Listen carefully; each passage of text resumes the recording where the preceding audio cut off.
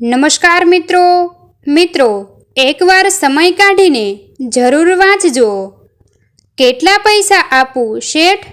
12 રોટલી, 3 વાટકી શાક અને દાળ ભાતનું ભરપેટ ભોજન કરી લીધા પછી અજાણ્યા જેવા લાગતા એક માણસે ગલ્લા ઉપર આવીને શેઠને સવાલ કર્યો.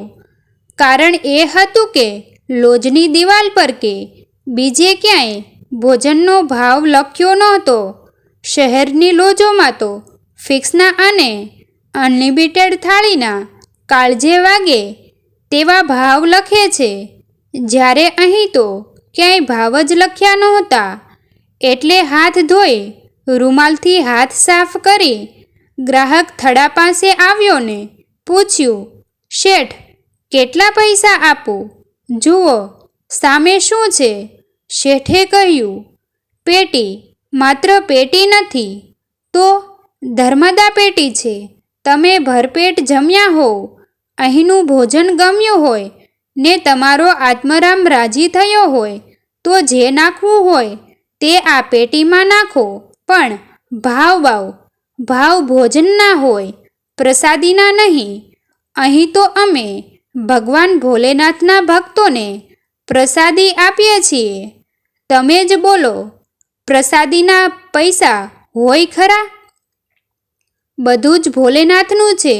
લોજ પણ ભોલેનાથની છે, ખાનાર પણ ભોલેનાથનો છે ને ખવડાવનાર પણ ભોલેનાથનો છે. તો પછી આમાં ભાવની ક્યાં વાત આવી? ભોલેનાથ દ્વારા ભોલેની પ્રસાદી ભોળા ભક્તોને ખવડાવવી, આમાં ભાવની વાત જ ન આવે. માટે નાખો પેટીમાં જે નાખવું હોય તે. બસ વાત જ ભોલેનાથની, મહાદેવની, ભોલે ભંડારીની ને વાત કરનાર છે ગટુ મહારાજ. હા, ગલ્લા પર બેઠા છે લોજના માલિક ગટુ મહારાજ. ભગવી ચાદર ઓઢી છે, કપાળમાં ત્રિશુંડ તાણ્યું છે, કંઠમાં રુદ્રાક્ષની માળા ધારણ કરી છે. એમનું તો એક જ કામ, ખાવ, ધરાઈને ખાવ. ભોલે ભંડારી ખવડાવે છે, ખાવામાં પાછા ન પડતા. ભાઈ, લોજનું નામ છે ભોલે ભંડારી ભોજનાલય.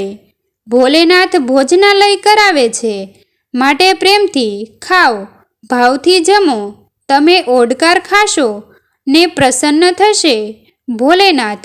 ગટુ મહારાજ ચલાવે છે ભોજનાલય. ગામમાં ઘરે છે, ઘરમાં ગોરાણી છે, ગોદાવરી ગોરાણી. એ શિવજીના ભક્ત છે. સવારે નાહી ધોઈ ભોલેનાથજીના 11 માળાઓ કરવાની એટલે કરવાની જ. 50 વીઘા જમીન છે, સોનું પાકે છે સોનું. પણ એક દિવસ શું થઈ ગયું કે ગટુ મહારાજે રાડ પાડી, ગોદાવરી, ઓ ગોદાવરી, શું છે? જમીન તો છે ને, જમાના વૃત્તિની કમાણીય સારી છે, પણ સંતોષ નથી થતો ગોરાણી. કેમ? મનમાં થાય છે કે આ તો બધું મારા માટે કરું છું, પણ લોકો માટે પણ કંઈક કરું. મને એવું થાય છે. મને ભોલે ભંડારીએ સપનામાં આવીને કહ્યું છે કે ગટુ, તારા માટે નહીં, ભૂખ્યા દુખ્યા માટે કંઈક કર. મેં કહ્યું, શું કરું પ્રભુ? આજ્ઞા કરો. બસ એવું ભોજનાલય બનાવ કે જ્યાં સૌ ક્ષુધિત જનો પેટ ભરીને જમે. આપે તો લેજે, ના ધર્મદા પેટીમાં નંખાવજે ને ન નાખે તો મારા નામની રોજ એક માળા ફેરવવાનું કહેજે. વાહ, આ તો સરસ વાત છે. કરી નાખો કંકુના. પણ ક્યાં? લો કરો વાત રોડની આડીને. આપણી જમીન તો છે, બાંધી દો ત્યાં ભોજનાલય ને નામ રખાવજો ભોલે ભંડારી ભોજનાલય. બસ વાત પતી ગઈ ઓર બાત બન ગઈ. ભોલેનાથની જમીન પર ભોલેનાથની લોજ બની ભોલે ભંડારી ભોજનાલય. લોકો આવે છે, જમે છે, ઓડકાર ખાય છે, પછી થડે આવીને પૂછે છે, થાળીનો સાર્જ, પેલી ધર્મદા પેટી છે નાખો જે નાખવું હોય તે, નહીં નાખો તોય ચાલશે. ભોલેની રોજ એક માળા કરજો, પણ સૌ નાખે છે, કોઈ મોં મચકોડતું નથી. એ જ પૈસાથી ભોજનાલય ચાલે છે. ભિખારીએ ખાય છે અને લખપતિએ ખાય છે. શેઠ પણ જમે છે ને નોકર પણ જમે છે. ધર્મદા પેટીમાંથી ઠીક ઠીક નીકળે છે, ઓછાય નીકળે છે ને ખાડોય પડે. પણ ગટુ મહારાજ કહે છે, હું તો મારા ભોલેનો નોકર છું. એ બેઠો છે ત્યાં મારે શી ચિંતા? ભોજન કરનારા વધતા જાય છે, પૈસા ઓછા નીકળે છે. છેવટે ગટુ મહારાજે 10 વીઘા જમીન વેચી મારી. ભોલેની જમીન હતી ને ભોલે માટે વેચી મારી. આમાં હું તો વાણોતર માત્ર છું. પણ પછી તો જમનારાઓની સંખ્યા વધતી ગઈ. રોજ 1000, 2000 લોકો જમવા લાગ્યા. હવે ગટુ મહારાજની બધી જ જમીન વેચાઈ ગઈ. હવે મેડીબંધ મકાન તો છે, એય ફટકારી દઉં. ને એમણે ગોરાણીને પૂછી જોયું, ગોરાણી, તને તો વાંધો નથી ને? ના, તમે રાજી તો હું રાજી, ને આપણે રાજી તો ભોલે રાજી. ફટકારી દો મકાનને. એક પટેલ સાથે સોદો થઈ ગયો 15 લાખમાં. 2 દિવસમાં કાગળો પર સહીઓ કરવાની હતી. છેલ્લો આધાર હતો એ જતો રહેશે. જવા દો, ભાડેથી રહીશું, પણ ભોલેની આજ્ઞાનું પાલન તો જરૂર કરીશું. ગોરાણી પૂછી બેઠા, પણ એ પછી ખાધ આવશે તો શું કરીશું? ચિંતા ભોલેનાથને, લોજ એની છે, ચિંતા એને જ હોય ને. આ બધું હોવા છતાં ગટુ મહારાજની ભીતરમાં વિષાદ હતો. હવે ભોજનાલય શી રીતે ચલાવીશું? મકાનની રકમ તો 6 મહિનામાં ખલાસ થઈ જશે. પછી ભોલે, તું મારી કસોટી તો નથી કરતો ને? બપોરે ગટુ મહારાજ ગલ્લા પર બેઠા હતા ત્યાં જ એક સૂટેડ બૂટેડ માણસ ગાડીમાંથી ઉતરીને ભોજનાલયમાં પ્રવેશ્યો. મહારાજ, આ પેટી જરા અહીં રાખો, જમ્યા પછી લેતો જઈશ. એ માણસ ભરપેટ જમ્યો ને પછી ક્યારે રવાના થઈ ગયો એનોય ખ્યાલ ન આવ્યો. ગટુ મહારાજ રસોડામાં ગયા હતા એ વખતે જ કદાચ જતો રહ્યો હશે. ગટુ મહારાજની નજર પેલી પેટી પર પડી. મનમાં થયું, ગયો તો ગયો, પણ આ પેટી ભૂલતો ગયો. ઓ ભોલેનાથ, આ તેણે કેવી ભૂલ કરી? આ પેટીનું હું શું કરું?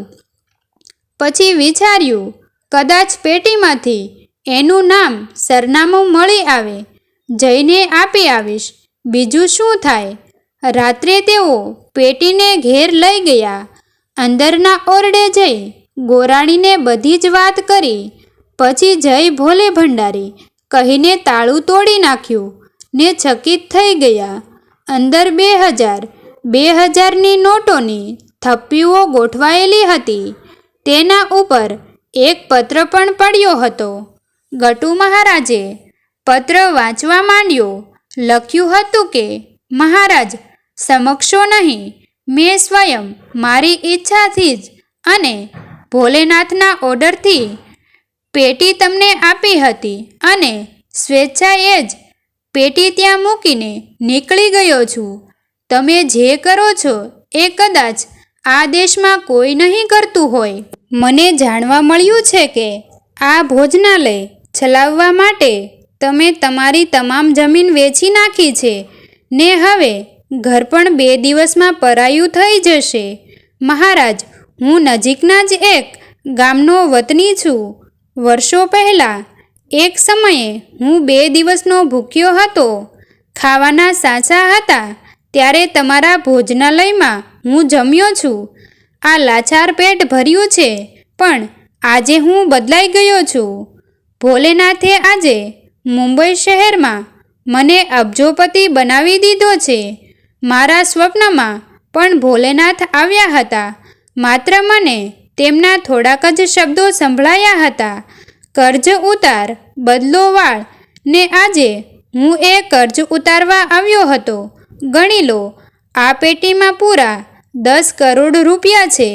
ઘર વેચવાની જરૂર નથી. મારું નામ હું તમને આપતો નથી. માત્ર શિવશંકર કહેશો તોય ચાલશે, પણ પ્લીઝ ગટુ મહારાજ, ઘર ન વેચજો અને નવી જમીન ખરીદી લો ને ભોજનાલય ટનાટન ચાલુ રાખો. મારી શોધ ન કરશો. માત્ર મહાદેવના હુકમને ઓળખો. ચલાવો ભોજનાલય ને મને મારું કરજ ઉતાર્યાનો સંતોષ લેવા દો. લો ત્યારે. જય મહાદેવ, જય ભોલે ભંડારી. પતિ પત્ની બે મૌન બની ગયા. બોલવા માટે તેમની પાસે શબ્દો જ નહોતા. આજે પણ પરમાત્મા સારા કર્મોનો હિસાબ કરવા કોઈ પણ સ્વરૂપે આવે જ છે. જય ભોલેનાથ. મિત્રો, આવા જ જીવન ઉપયોગી અને જીવનમાં કંઈક આગળ લાવે તેવા વિડીયો તથા નવું નવું શીખવા મળે તેવા હૃદયસ્પર્શી વિડીયો જોવા માટે અને સત્ય ઘટનાઓ જોવા માટે અમારી ચેનલને સબસ્ક્રાઈબ કરો અને લાઈક શેર કરવાનું ભૂલશો નહીં મિત્રો. થેન્ક યુ મિત્રો. મળીએ છીએ એક નવા વિડીયો સાથે. આભાર.